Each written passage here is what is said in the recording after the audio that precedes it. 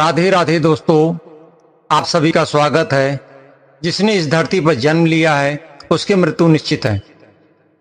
कहते हैं जिस दिन जीव का जन्म होता है यमराज उसी दिन से उसके पीछे लग जाता है और जैसे ही मौत का समय आता है उसे अपने साथ लेकर इस दुनिया से चला जाता है। इसलिए जिसका जन्म हुआ है उसकी मृत्यु होना निश्चित है। लेकिन मृत्यु के बाद का सफर कैसा होगा, इस बात को लेकर दुनिया भर में कई मान्यताएं हैं। यही नहीं, मृत्यु के बाद पीछे जो रह गया है उसका क्या होगा, या यूं कहें कि मरने वाले व्यक्ति के समान का क्या होगा। इसके पीछे भी कई धारणाएं हैं। और मृत व्यक्ति के 3 समान ऐसे हैं जिनका उपयोग परिजन को नहीं करना चाहिए। और यदि आप मृत्यु व्यक्ति के 3 चीजों का उपयोग करते हैं तो आपको इसका दुष्परिणाम भुगतना पड़ सकता है और आपको कई तरह का संकटों का सामना करना पड़ सकता है। एक बार की बात है, गरुड़ देव आकाश मार्ग में विचरण कर रहे थे, तभी उनकी दृष्टि पृथ्वी लोक पर पड़ी। गरुड़ जी ने देखा एक मृत व्यक्ति की दाह संस्कार हो रहा था। तभी उनके मन में कुछ प्रश्न का निर्माण हुआ, जिसका उत्तर जानने के लिए गरुड़ देव भगवान विष्णु के पास जाते हैं। अपने प्रिय वाहन गरुड़ को देखकर भगवान विष्णु जी उनका स्वागत करते हैं और कहते हैं, हे पंछीराज, वैकुंठ लोक में आपका स्वागत है। तुम्हारे आने से मुझे बड़ी प्रसन्नता हुई है। निसंदेह तुम्हारे आने का कोई विशेष प्रयोजन होगा। गरुड़ जी भगवान को प्रणाम करते हुए कहते हैं, हे प्रभु, आप तो सर्वज्ञ हैं, आप तो अंतर्यामी हैं। इस पूरे संसार में चारों तरफ आपकी ही माया फैली हुई है।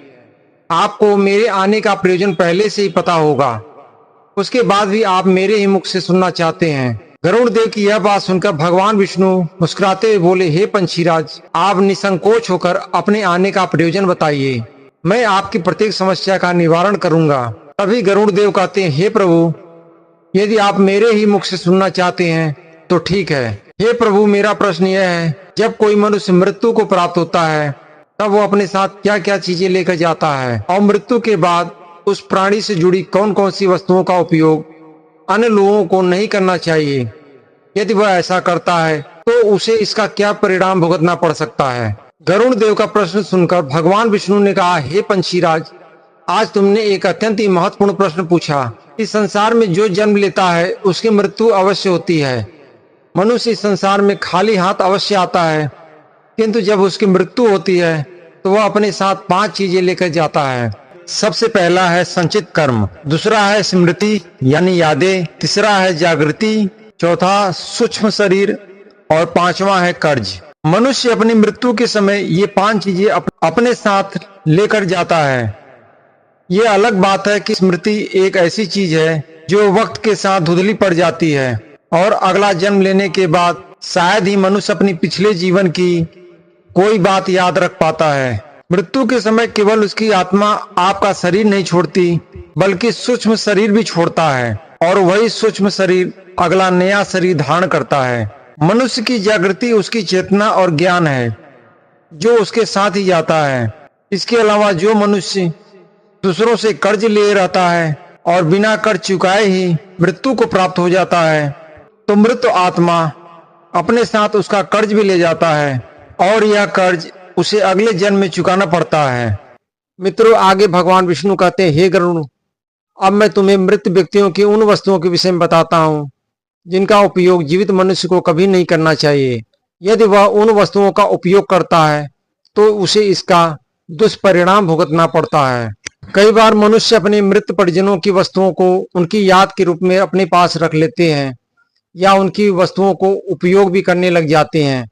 लेकिन मनुष्य को मृत व्यक्ति की कुछ वस्तुओं का उपयोग कभी नहीं करना चाहिए, क्योंकि इन वस्तुओं के साथ उस मृत व्यक्ति की नकारात्मक ऊर्जा जुड़ी हुई होती है। उस मृत व्यक्ति की उन वस्तुओं के प्रति मोह बहुत अधिक होने के कारण वह मृत्यु के बाद भी उन वस्तुओं से जुड़ा रहता है। और यदि कोई व्यक्ति इन वस्तुओं का प्रयोग करता है तो उसे कई परेशानियों का सामना करना पड़ता है। वह मृत्यु आत्मा अपनी वस्तु को दोबारा से पाने के लिए उसे कई प्रकार से कष्ट देने लगते हैं। इसलिए किसी भी मनुष्य को मरे हुए व्यक्ति की इन चीजों का उपयोग कभी नहीं करना चाहिए। मनुष्य चाहे तो उन वस्तुओं को संभाल कर अपने घर में रख सकता है अथवा उन चीजों को नदी के जल में प्रवाहित कर सकता है। लेकिन भूल से भी उस मृत व्यक्ति के वस्तुओं का उपयोग नहीं करना चाहिए। सबसे पहले वस्तु है मृत व्यक्ति के वस्त्र। मृत व्यक्ति के वस्त्रों का कभी भी इस्तेमाल नहीं करना चाहिए, उन्हें भूल कर भी नहीं पहनना चाहिए। ऐसा करने से मृत व्यक्ति की आत्मा उस व्यक्ति से जुड़ जाती है जो इनका इस्तेमाल करता है। मृत व्यक्ति की नकारात्मक ऊर्जा उस व्यक्ति को परेशान करने लगती है। जो भी मनुष्य मृत व्यक्ति के वस्त्रों का उपयोग करता है, उस व्यक्ति का मानसिक और शारीरिक संतुलन धीरे धीरे कमजोर होने लगता है और वह अनेक प्रकार की बीमारियों से ग्रसित हो जाता है। उसे अपने मृत परिजन की ऊर्जा का एहसास होने लगता है। इसलिए मृत व्यक्ति के कपड़े कभी भी नहीं पहनने चाहिए।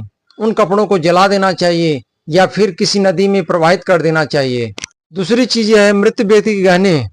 मृत व्यक्ति के गहने कभी नहीं पहनने चाहिए, क्योंकि मृत व्यक्ति को अपने कपड़ों से ज्यादा गहनों में लगाव होता है।